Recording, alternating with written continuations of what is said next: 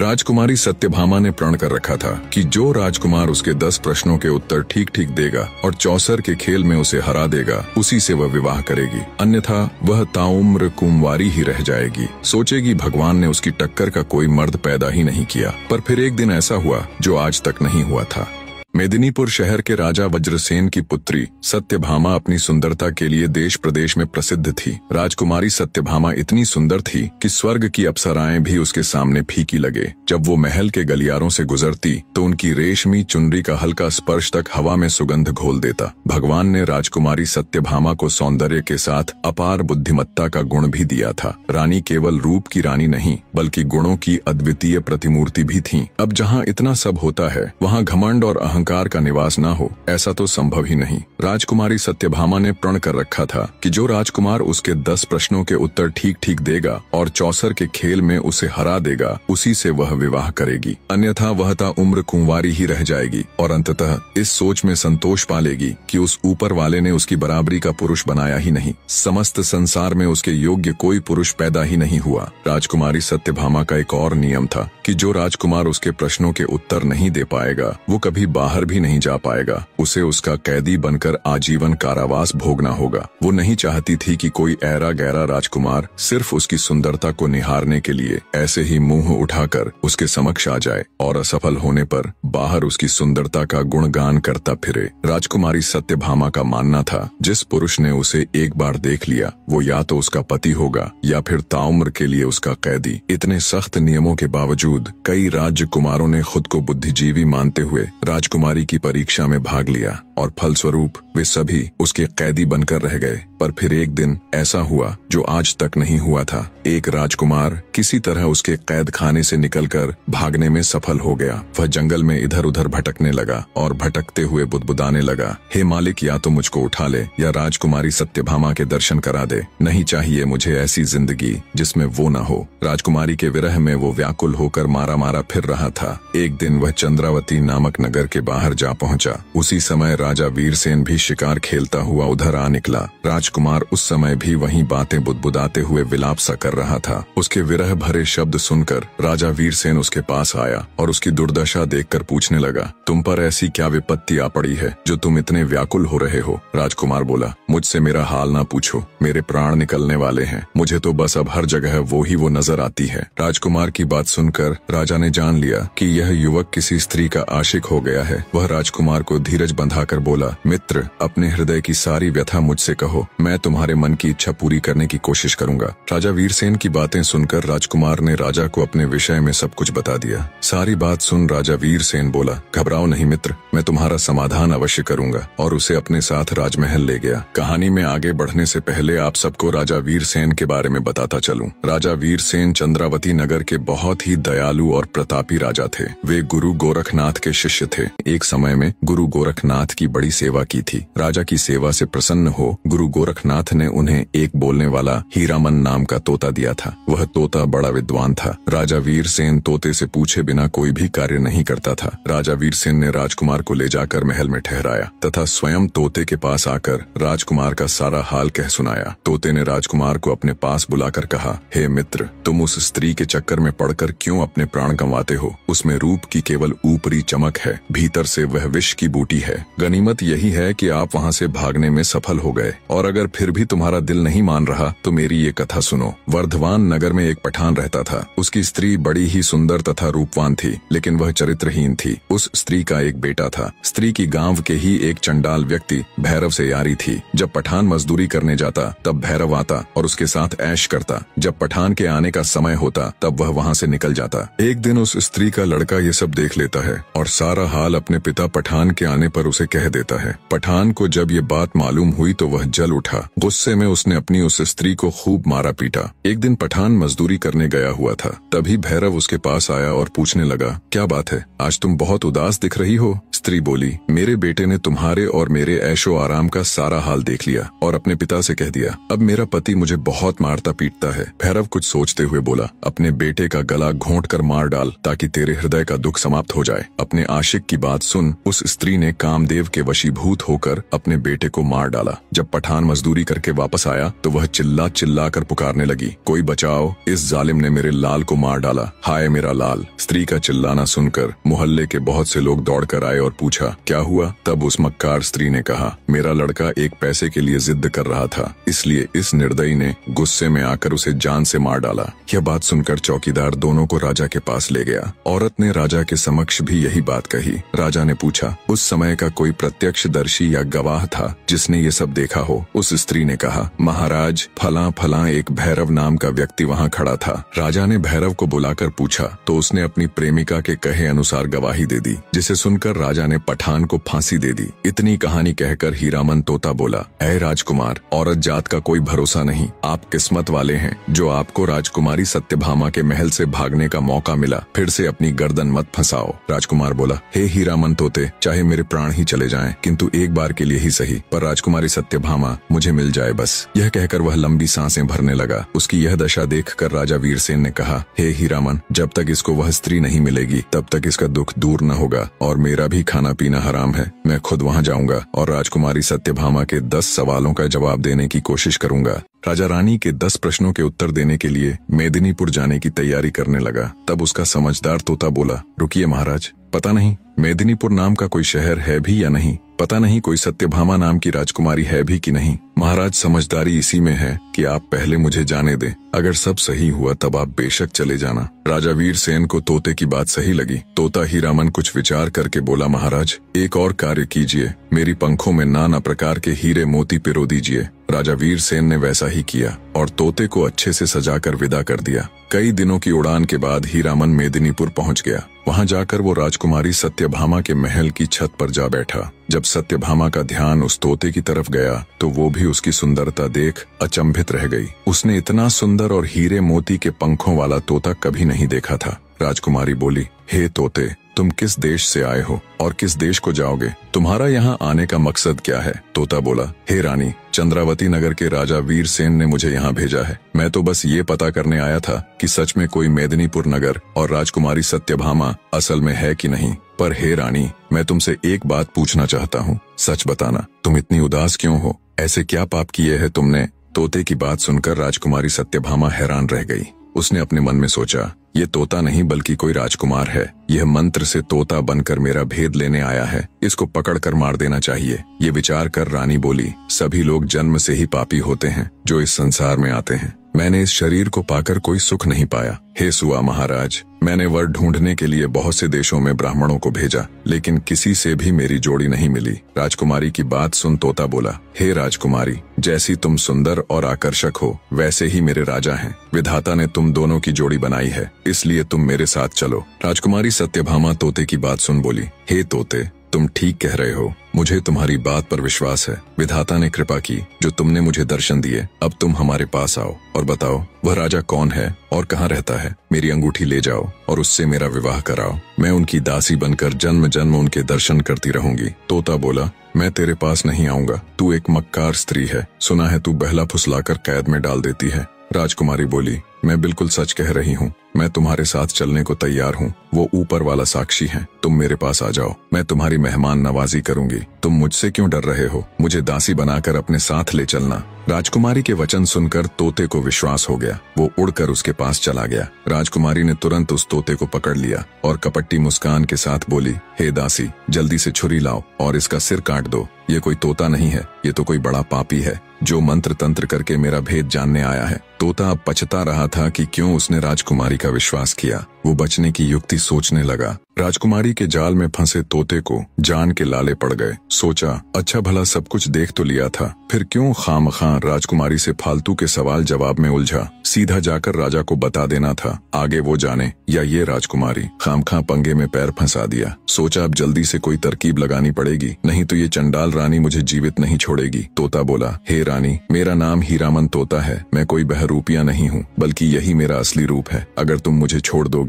तो मैं तुम्हें भी तंत्र और विचार सिखा सकता हूँ। मैं गिरी विश्वनाथ का पक्का चेला हूँ। राजकुमारी बोली, अगर ऐसा है तो जल्दी से मुझे मंत्र बताओ, नहीं तो अभी तुम्हारे पंख नोच डालूंगी। तोता बोला, हे रानी, मंत्र ऐसे सबके सामने नहीं बताए जाते। तुम अपनी दासियों को यहाँ से जाने के लिए कहो। ऐसे सबके सामने मैं तुम्हें मंत्र नहीं सिखा सकता, वो तो कान में बताने की चीज है। तोते की बात मान राजकुमारी ने तुरंत अपनी सभी दासियों को वहाँ से भेज दिया। दासियों के जाने के बाद जब राजकुमारी ने मंत्र सुनने के लिए सिर झुकाया तो तोते ने उसके गाल पर चोंच मार दी। राजकुमारी सत्यभामा चीखती हुई व्याकुल होकर धरती पर गिर पड़ी। जब तक वो कुछ समझ पाती, तोता वहाँ से उड़कर फिर से खिड़की में जा बैठा। गुस्से में लाल पीली हो राजकुमारी ने अपनी दासी को आवाज लगाई और कहा, इस दुष्ट तोते का शिकार करने के लिए जल्दी से बाज को लेकर आओ। जब तक दासी बाज के पिंजरे को लेकर आई तब तक तोता वहाँ से उड़ चुका था। कई दिनों की उड़ान के बाद वह राजा वीरसेन के पास आ पहुंचा और कहने लगा, हे महाराज, स्त्री रंग, रूप,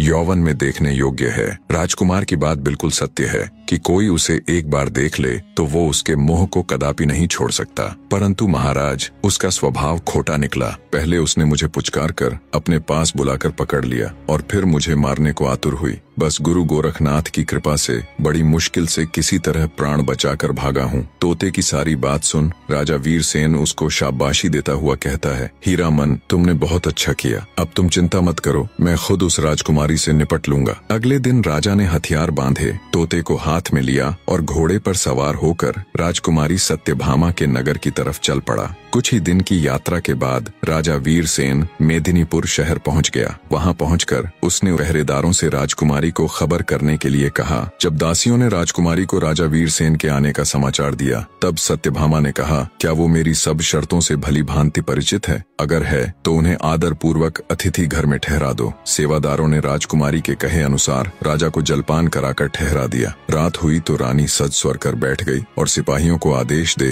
राजा वीरसेन को अपने सम्मुख बुलवा लिया। राजा वीरसेन राजकुमारी सत्यभामा के सामने बैठ गया। राजकुमारी बोली, अगर आपने मेरे 10 सवालों के जवाब ठीक से दिए और मुझे चौसर के खेल में हरा दिया तो मैं आपकी हो जाऊंगी। अगर ऐसा नहीं कर पाए तो आपको सदा के लिए मेरा कैदी बनना पड़ेगा। राजा बोला, अपने प्रश्न शुरू करो राजकुमारी, मैं तैयार हूँ। राजकुमारी बोली, ठीक है तो बताओ राजन, कौन सा तालाब बिना पानी के होता है? कौन सा पेड़ बिना डाल के होता है? कौन सा पक्षी बिना पंख के होता है? और कौन सी मौत बिना समय के होती है? राजा वीरसेन ने गुरु गोरखनाथ का ध्यान करते हुए जवाब देने शुरू किए। सुनो राजकुमारी, आंखें हैं जो बिना पानी का तालाब है, मौत है जो बिना डाल का पेड़ है, जीव है जो बिना पंख का पक्षी है जिसका कोई भरोसा नहीं कब उड़ जाए, और नींद है जो बिना समय की मौत है। राजकुमारी ने दूसरा प्रश्न किया, कौन तपस्वी है जो नित्य तपस्या करता है? कौन है जो रोज सुबह उठकर स्नान करता है? कौन है जो सब रस उगलता है और कौन है जो सब रस खाता है? राजा बोला, सूर्य ऐसा तपस्वी है जो नित्य तपस्या करता है। ब्राह्मण रोज सुबह उठकर स्नान करता है। इंद्र राजा वर्षा के रूप में सब रस उगलते हैं और धरती है जो सब रस खाती है, अर्थात वर्षा को सोख लेती है। राजकुमारी ने तीसरा सवाल किया, ऐसा क्या है जो कोई स्त्री नहीं कर सकती? ऐसा क्या है जो समुद्र में समा नहीं सकता? ऐसा क्या है जो अग्नि में नहीं जल सकता? और क्या है जिसे काल नहीं खा सकता? राजा बोला, राजकुमारी, एक स्त्री अपने पुत्र के साथ क्रिया नहीं कर सकती। यश है जो समुद्र में समा नहीं सकता। धर्म है जो अग्नि में जल नहीं सकता। और नाम ऐसी वस्तु है जिसे काल खा नहीं सकता। राजा की हाजिर जवाबी और सटीकता के साथ सवालों के जवाब देते देख राजकुमारी आश्चर्य के साथ साथ प्रसन्न भी थी। उसने चौथा सवाल किया, ऐसा क्या है जो बचपन में 30 गज का, जवानी में 4 गज का, बुढ़ापे में 60 गज का और मरने के बाद अंत नहीं? राजा बोला, सुनो राजकुमारी, किसी भी वस्तु या इंसान की परछाई ही एकमात्र ऐसी चीज है जो दिन में 30 गज की, दोपहर में 4 गज की, शाम के समय 60 गज की और रात में अनंत हो जाती है। राजकुमारी बोली, आप ठीक कह रहे हैं राजन। अब मेरे 5वें सवाल का जवाब दो, वह क्या है जो हमेशा बदलता रहता है पर कभी नहीं बदलता? राजा वीरसेन बोला, राजकुमारी, वह है परिवर्तन का नियम। संसार में सब कुछ बदलता रहता है लेकिन यह सत्य कभी नहीं बदलता कि परिवर्तन ही संसार का नियम है। जो इसे समझ लेता है वह जीवन के उतार चढ़ाव में शांति पाता है। राजा वीरसेन के जवाबों से अब तक पूरी तरह संतुष्ट राजकुमारी सत्यभामा कहती है, बहुत खूब राजन, अब मेरे 6ठे प्रश्न का जवाब दीजिए। अगर हर चीज पहले से तय है यानी हमारा भाग्य, तो फिर कर्म करने की क्या जरूरत है? 6ठे सवाल का जवाब देते हुए राजा वीरसेन बोला, भाग्य और कर्म दोनों साथ साथ चलते हैं। भाग्य हमारे पूर्व जन्म के कर्मों का फल है, लेकिन वर्तमान कर्म से हम अपने भविष्य को बदल सकते हैं। यदि कोई किसान अपने खेत में कुछ भी न बोए और कहे कि जो भाग्य में होगा वही होगा, तो क्या उसे अन्न मिलेगा? नहीं, उसे मेहनत करनी होगी, बीज बोने होंगे, पानी देना होगा, तभी फसल आएगी। इसी तरह कर्म हमारा प्रयास है और भाग्य उसका परिणाम। राजा की एक बार फिर से सराहना करते हुए राजकुमारी सत्यभामा ने अपना 7वां प्रश्न किया। मनुष्य को इस संसार में सबसे बड़ा धोखा कौन देता है? राजा वीरसेन बोला, हे राजकुमारी, मनुष्य को संसार में सबसे बड़ा धोखा उसका अपना मन ही देता है। मन ही वह शक्ति है जो हमें सत्य और असत्य, मोह और वैराग्य, प्रेम और घृणा, सुख और दुख के बीच उलझा देती है। मनुष्य सोचता है कि बाहरी दुनिया उसे धोखा देती है, लेकिन वास्तव में बाहरी दुनिया केवल एक दर्पण मात्र है। जो कुछ मन में है वही संसार में प्रकट होता है। राजा वीरसेन का जवाब सुन राजकुमारी सत्यभामा बोली, बहुत खूब राजन, अब मेरे 8वें प्रश्न का उत्तर दीजिए। अगर सुख और दुख दोनों ही अस्थायी हैं, तो फिर मनुष्य दुख से इतना डरता क्यों है और सुख को पकड़कर रखना क्यों चाहता है? राजा वीरसेन कहता है, हे राजकुमारी, क्योंकि मनुष्य अज्ञानता के कारण यह भूल जाता है कि संसार में कुछ भी स्थायी नहीं है। यह संसार परिवर्तनशील है। सुख और दुख दिन और रात की तरह एक दूसरे के पूरक हैं, लेकिन मनुष्य सुख को पकड़कर रखना चाहता है और दुख से बचना चाहता है, क्योंकि जब मनुष्य सुखी होता है तो उसे लगता है कि संसार पर उसी का नियंत्रण है। वह मान लेता है कि उसका भाग्य अच्छा है और जैसा वो चाहता है सब कुछ वैसा ही हो रहा है और हमेशा सब कुछ वैसा ही रहेगा, लेकिन ये उसका सबसे बड़ा भ्रम है। इसी प्रकार जब दुख आता है तो मनुष्य अपने पर नियंत्रण खो देता है। उसे लगता है कि सब कुछ बर्बाद हो रहा है, जबकि वास्तविकता यह है कि दुख भी उतना ही अस्थायी है जितना सुख। राजकुमारी सत्यभामा 9वां सवाल पूछती है, हे राजन, क्या यह संसार हकीकत है या केवल एक भ्रम है? राजा वीरसेन बोला, सुनो राजकुमारी, ये संसार अस्थायी है, इसलिए इसे पूर्ण रूप से वास्तविक नहीं कहा जा सकता। जो चीज स्थायी नहीं होती वह भ्रम होती है। उपनिषदों में कहा गया है, ब्रह्म सत्यम जगन मिथ्या, अर्थात ब्रह्म सत्य है, यह संसार माया है। हे राजकुमारी, हम जो भी देखते हैं वह केवल 5 इंद्रियों तक सीमित है। जब हम सपना देखते हैं तो वह हमें पूरी तरह वास्तविक लगता है, लेकिन जागने के बाद वह केवल एक भ्रम होता है। इसी प्रकार यह संसार भी जागृत अवस्था का एक सपना मात्र है। सत्य वही है जो कभी नष्ट नहीं होता और वह केवल आत्मा और परमात्मा है। राजा का जवाब सुन राजकुमारी सत्यभामा बोली, हे राजन, अगर आत्मा और परमात्मा ही सत्य है तो मनुष्य को जन्म से पहले और मृत्यु के बाद का कुछ भी याद क्यों नहीं रहता? राजा वीरसेन राजकुमारी सत्यभामा के 10वें यानी आखिरी सवाल का जवाब देता हुआ बोला, हे राजकुमारी, क्योंकि प्रकृति ने हमें भूलने का वरदान दिया है ताकि हम अपने पिछले जन्मों के बंधनों से मुक्त होकर नए अनुभवों को जी सकें। यदि मनुष्य को अपने पिछले जन्म की याद रहती तो मनुष्य पिछले जन्म के सुख दुख में ही उलझा रहता और इस जीवन को सही से नहीं जी पाता। स्मृति का नाश ही नया सृजन है, अर्थात जब पुरानी यादें मिटती हैं तभी नया जीवन संभव होता है। कुछ लोग गहरे ध्यान और साधना से अपने पूर्व जन्म की झलक देख सकते हैं, लेकिन ये बहुत ही मुश्किल या यूं कहे लगभग असंभव ही होता है। मृत्यु के बाद आत्मा नए शरीर में प्रवेश कर जाती है और एक नया जीवन आरंभ होता है। अगर मनुष्य को सब कुछ याद रहता तो वह कभी भी आगे नहीं बढ़ता। राजा ने राजकुमारी सत्यभामा के 10 प्रश्नों के उत्तर सही सही दे दिए। यह देखकर राजकुमारी सत्यभामा बहुत प्रसन्न हुई। उसने कुर्सी से खड़े होकर राजा का अभिवादन किया और बोली, मान गए राजन, आप वाकई में बहुत बुद्धिमान हो, पर अभी मेरी सभी शर्तें पूरी नहीं हुई। अब आपको मुझे चौसर के खेल में हराना होगा राजन। राजा वीरसेन खुद चौसर का एक अच्छा खिलाड़ी था। बोला, ठीक है राजकुमारी, आपकी ये शर्त भी पूरी करने की कोशिश करूंगा। राजा वीरसेन और राजकुमारी सत्यभामा के बीच चौसर का खेल शुरू हो जाता है। अंततः राजा ने राजकुमारी को चौसर में भी हरा दिया। यह सब देख राजकुमारी सत्यभामा अपने पिता के पास गई और सारा हाल उन्हें कह सुनाया। राजा वज्रसेन यह सुनकर अति प्रसन्न हुआ। उसने मंत्री को भेजकर राजा वीरसेन को बुलाया और बड़े आदर सत्कार से बैठाया। वीरसेन ने कहा, महाराज, मैंने आपकी बेटी के सभी प्रश्नों के उत्तर दे दिए और उसे चौसर में भी हरा दिया। अब आप अपनी बेटी को मेरे साथ भेज दीजिए। तब राजा वज्रसेन ने कहा, मैं कोई शुभ घड़ी देखकर अपनी बेटी का विवाह करके आपके साथ भेज दूंगा। तब राजा वीरसेन बोला,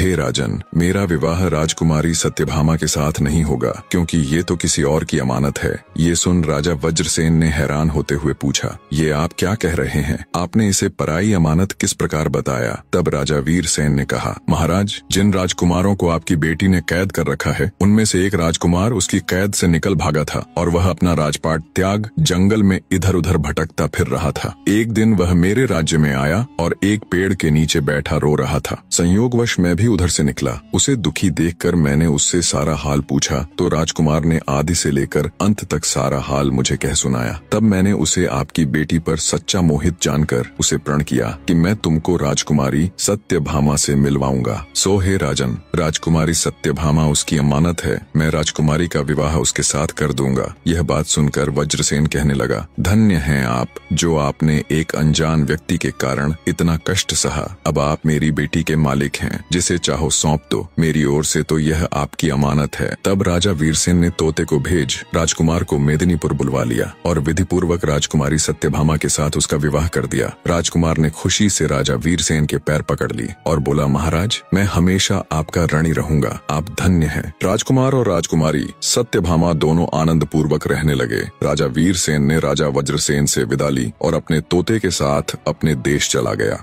निष्कर्ष, राजा वीरसेन और राजकुमारी सत्यभामा के बीच का संवाद हमें यह सिखाता है कि जीवन में सुख और दुख, दिन और रात, प्यार और घृणा जैसी चीजें एक दूसरे के पूरक हैं। जो आज है वो कल नहीं होगा, चाहे दुख हो या सुख। यदि हम इन बदलावों को समझकर शांतिपूर्वक स्वीकार कर लें तो हमारे जीवन की यात्रा आसान हो जाती है और हम खुशी से जीवन व्यतीत कर सकेंगे। आप हमें सुपर थैंक्स के जरिए सपोर्ट कर सकते हैं ताकि हम और भी बेहतरीन कंटेंट आपके लिए लेकर आ सकें। अन्यथा एक प्यारा सा कमेंट जरूर ड्रॉप कीजिएगा। आपका समर्थन हमारे लिए बहुत मायने रखता है। धन्यवाद।